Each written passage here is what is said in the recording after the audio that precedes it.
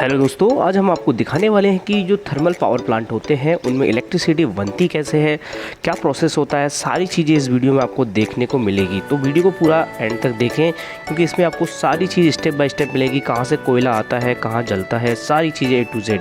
तो I hope कि ये वीडियो आपको बहुत ही अच्छा लगेगा और आपको समझ में भी आएगा। तो यहाँ पर हम जानने वाले हैं कि इलेक्ट्रिसिटी जो हमारे घरों में आती है, बिजली बनती कैसे है। जी हाँ, वही बिजली जिस बिजली के थ्रू हमारे मोबाइल चार्ज होते हैं, हमारे घरों में पंखा चलता है, टीवी चलता है, एसी चलता है।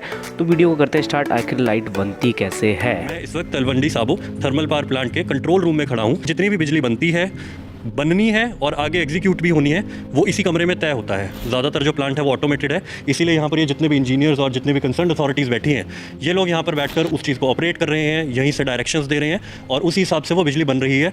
स्टेट तक जा रही है, स्टेट से आगे भी जा रही है।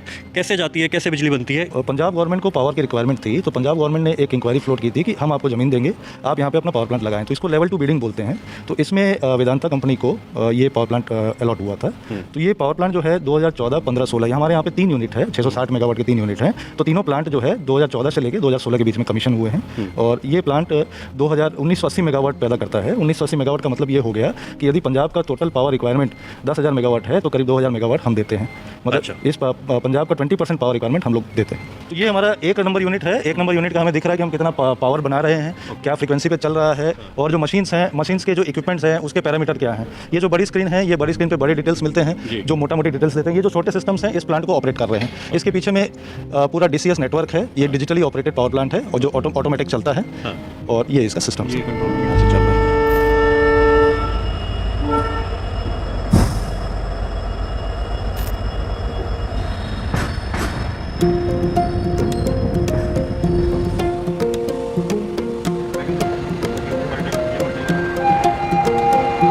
ये हमारा जो है ये थर्मल पावर प्लांट है जो कोयले से बिजली पैदा करता है। हमारा कोयले का टाई अप है महानदी कोल फील्ड्स के साथ में, जो कि कोल इंडिया लिमिटेड का एक आर्म है।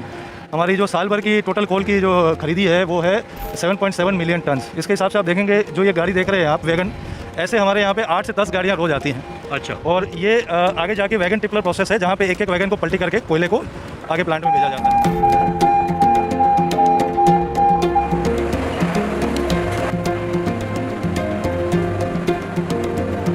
सर, जैसे आपने बताया कि 8-10 गाड़ियाँ आती है रोज, ये कितने डब्बे होते होंगे? एक गाड़ी में 55 डब्बे रहते हैं। अच्छा।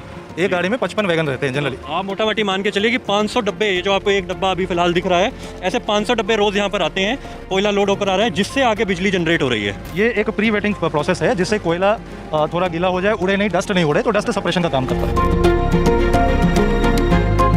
वो कोयला बेल्ट के थ्रू यहाँ जो हमारा कोल स्टॉक यार्ड है यहाँ पे आता है। हमारे 4 यार्ड है बगल बगल में। ये हमारा 1 महीने का स्टॉक है। तो ये हम लोग यहाँ पे स्टॉकिंग करते हैं। उसके बाद में जैसे जैसे प्लांट में रिक्वायरमेंट रहता है, यहाँ पे हमारे पास में स्टेकर रिक्लेमर रहते हैं, जो इस कोयले को फिर आगे बेल्ट पे डाल के अंदर बॉयलर तक पहुँचाते हैं। अच्छा सर, ये पूरी कन्वेयर बेल्ट लगी हुई है जिसके थ्रू एग्जैक्टली। अच्छा, तो वहाँ से आता है और ये सारा ऑटोमेटिक ही है, ये बेल्ट के थ्रू ये पूरा ऑटोमेटिक है, ये कंट्रोल रूम से ऑपरेट होता है। कंट्रोल रूम से ऑपरेट हो रहा है। अच्छा सर, ये अब जैसे इतना सारा कोयला यहाँ पर पड़ा है, तो इसकी वजह से तो धूल मिट्टी खूब रहती होगी। ये कोयला जो है ये डस्ट सेपरेशन के थ्रू आता है। अच्छा, और इसके ऊपर डस्ट सेपरेशन लगता रहता है। ये डस्ट सेपरेशन के लिए लगे हुए हैं इस पे। अच्छा। ये आप जो वाटर मॉनिटर्स देख रहे हैं, ये डस्ट सेपरेशन के लिए लगे हुए हैं।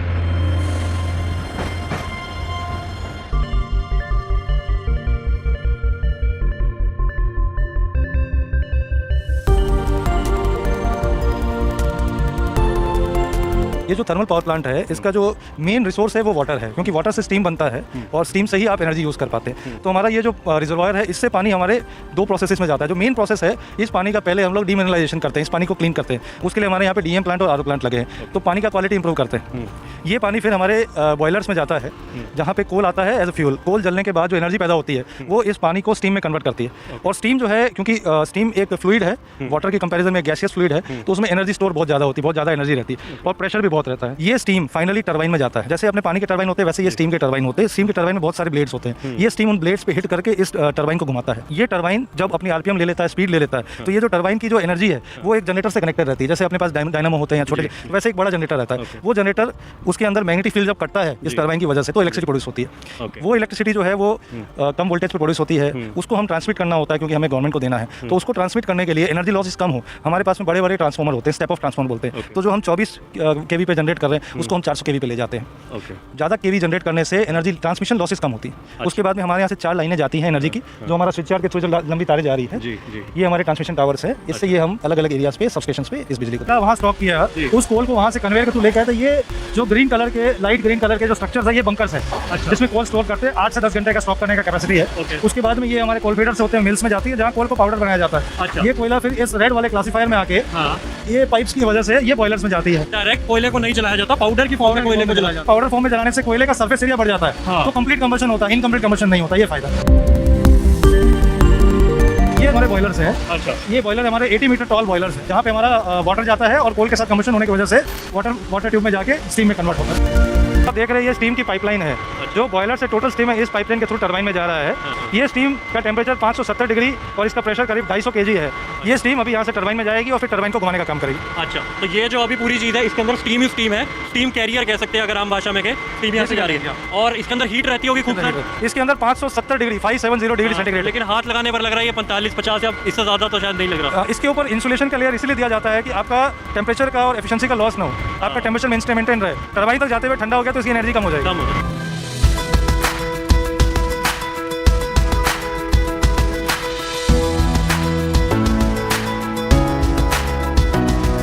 हम टॉप मोस्ट फ्लोर पर खड़े हैं और ये जो आप देख रहे हैं बिल्कुल सामने जो ऊपर से टांगा गया है, हैंग किया गया है, ये बॉयलर ही है जो हमने आपको नीचे 4th फ्लोर पर दिखाया था कि बॉयलर है।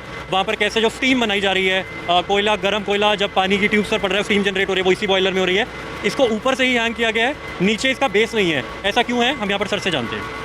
ये बॉयलर जो है इसमें स्टीम कन्वर्ट होता है, पानी से स्टीम बनता है, काफ़ी हीट इसमें प्रोड्यूस होती है। तो ये बॉयलर ऊपर से इसलिए लटकाया जाता है कि जब बॉयलर में हीट कन्वर्जन होता है या हीट पैदा होता है तो ये बॉयलर एक्सपांड करता है। ये बॉयलर की जितनी हम दीवारें देख रहे हैं, चारों दीवार बेसिकली वाटर वाल है जिसके अंदर में ट्यूब्स है, वो ट्यूब्स में से स्टीम जा रहा है। तो ये बॉयलर का एक्सपांशन ऊपर से नीचे की तरफ होता है, इसलिए इस बॉयलर को लटकाया जाता है, इसलिए इसकी हाइट भी ज़्यादा होती है। अच्छा, तो हम मोटा मोटी मान लें कि जो दीवार हमें दिख रही है ट्यूब्स की ही दीवार है। ये ट्यूब्स की दीवार है जिसके अंदर में स्टीम जा रहा है। अच्छा, तो यहाँ पर वो पूरा प्रोसेस जो है, इसके बाद क्या होता है सर यहाँ पर जब वो पूरी स्टीम जनरेट हो गई है, स्टीम जनरेट होने से वो किस तरफ को जा रही है, वो हम नीचे एक पाइप तो देख ली, लेकिन वो जो घूमने वाली मशीन है वो कहाँ लगी हुई है। एक्चुअली बॉयलर में स्टीम बनने के बाद में अंदर में एक सुपर हीटर कॉइल होती है जिसमें उसका टेम्परेचर बढ़ाया जाता है। अच्छा। उसका टेम्परेचर 570 डिग्री ले जाया जाता है। उसके बाद पाइप के थ्रू ये स्टीम को ट्रांसपोर्ट किया जाता है टरबाइन में। हम नीचे जाएंगे और टरबाइन फ्लोर पे जाके टरबाइन देखेंगे, जिस टरबाइन में ये टरबाइन को घुमाता है और फिर जनरेटर में इलेक्ट्रिक इंपल्स से करंट पैदा करता है। मेरी एक और रुचि इस चीज़ में है कि हम ये जो सामने देख रहे हैं, कोई भी प्लांट देखते हैं, ये ज़रूर उसकी पहचान होती है, बिजली बन रही है वहाँ पर तो ज़रूरी होता है। मुझे इसके बारे में थोड़ा बताइए क्या है। इसको नेचुरल ड्राफ्ट कूलिंग टावर बोलते हैं। इसका बेसिक पर्पस क्या है, जो स्टीम हमने अभी टरबाइन में दे दी, टरबाइन को घुमाने के बाद जो स्टीम बच गई उस स्टीम को एक कंडेंसर में डाला जाता है ताकि उस पानी को रीयूज कर सके बॉयलर में। तो उसको जब कंडेंसर में डालते हैं उसको ठंडा करने के लिए हमें पानी चाहिए होता है। वो पानी हम जो पीछे रिजर्वायर देख रहे हैं, रिजर्वायर से लिया जाता है। वो पानी जब स्टीम को ठंडा कर देता है तो पानी में हीट रह जाती है। वो पानी वापस इस कूलिंग टावर में जाता है। कूलिंग टावर में पानी ऊपर से फॉल करता है, उसका सर्फेस एरिया बढ़ा दिया जाता है। अंदर में पीवीसी की फिल्स रहती है जिसके थ्रू उसका सर्फेस एरिया बढ़ा देते हैं। तो वो पानी जब ऊपर से क्रॉस करता है तो नीचे से एयर पास करती है। वो एयर इस पानी को ठंडा करके थोड़ा एवापोरेट करते हुए पानी को ले जाके टॉप से निकलती है। तो कूलिंग टावर का मेन फंडा ये है कि पानी को ठंडा करे ताकि मैक्सिमम जो हमारा स्टीम है उसको ठंडा करके रीयूज कर सके बॉयलर।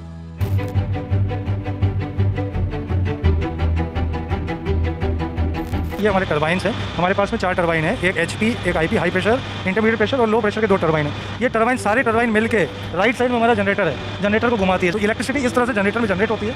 फिर यहाँ से हम उसे ट्रांसफार्मर से स्टेप अप करते हैं। स्टेप अप करने का मतलब है उसका वोल्टेज बढ़ाते हैं। उसके बाद में उसको स्विच यार्ड भेजते हैं, स्विच यार्ड से ट्रांसफर करते हैं। इसके बाद जो बिजली है वो डायरेक्ट बाहर जा रही है। इसके बाद जो बिजली है डायरेक्टली हमारे ट्रांसफार्मर से होकर स्विच यार्ड में जाती है। स्विच यार्ड से फिर ये हमारे ग्रिड से कनेक्टेड है। और इससे हम जो है पंजाब गवर्नमेंट की ग्रिड को पावर सप्लाई देते हैं 4 अलग अलग पॉइंट। यहाँ से ये जो इलेक्ट्रिसिटी फ्लो हो रही है ये 400 kV पे जा रही है। हमारे घर पे जो बिजली आती है वो 220 वोल्ट पे आती है या 440 पे आती है। 3 फेज 440 पे आती है और सिंगल फेज 220 पे आती है। ये 400 kV पे ये बिजली जाती है। यहाँ से हम यहाँ से 4 सब स्टेशन में भेजते हैं पंजाब के अलग अलग जगह पे। एक जाता है हमारा मुक्तसर में, एक धूरी में जाता है, एक नकोदर में जाता है और एक मोगा जाता है। तो ये 4 जगह में हम यहाँ से बिजली भेजते हैं जहाँ से पंजाब के हर इलाके में बिजली पहुँच सके। आपके घरों में बिजली पहुँचती है, आपके लाइट जलते, AC चलते, फैन चलते। सर आपने हमें समय दिया इसके लिए शुक्रिया। हम उम्मीद करेंगे कि हमारे दर्शकों को भी समझ आ जाएगा कि जो शायद इतना आसान लगता है कि बटन दबाया और वहाँ पंखा चल जाता है, और कई बार वो बटन दबाया बिजली नहीं आती, कहते बिजली नहीं आई, और फिर उसके लिए हम अपने इलाके के जेई एफडीओ किसी को भी फ़ोन करते हैं, तो वो बिजली आने का जो प्रोसेस है वो जो एफडीओ भी शायद कहीं से अरेंज करते होंगे पीछे, वो यहाँ से बनकर आ रही है, ये पूरा प्रोसेस है। तब आपको मतलब टेक्नोलॉजी ने इतनी तरक्की करी, अच्छी बात है कि बटन दबता है और हमारे सब काम होने लग जाते हैं। उम्मीद है आपको ये वीडियो पसंद आई होगी। मैं आशा करता हूँ कि आपको ये वीडियो अच्छी लगी होगी, और अच्छी लगी हो तो आप जान भी गए होंगे बिजली बनती कैसे है। और ये यूट्यूब चैनल लल्लन टॉप से मैंने ये वीडियो उठाई थी, खासकर उन स्टूडेंट के लिए इनको ये समझना था कि बिजली बनती कैसे है। अगर आपको हमारे चैनल की वीडियो अच्छी लगती है तो चैनल को सब्सक्राइब करें, वीडियो को लाइक करें। मिलते हैं नेक्स्ट वीडियो में, नेक्स्ट टॉपिक पे, नेक्स्ट किसी अन्य वीडियो में। Thank you, take care, bye bye.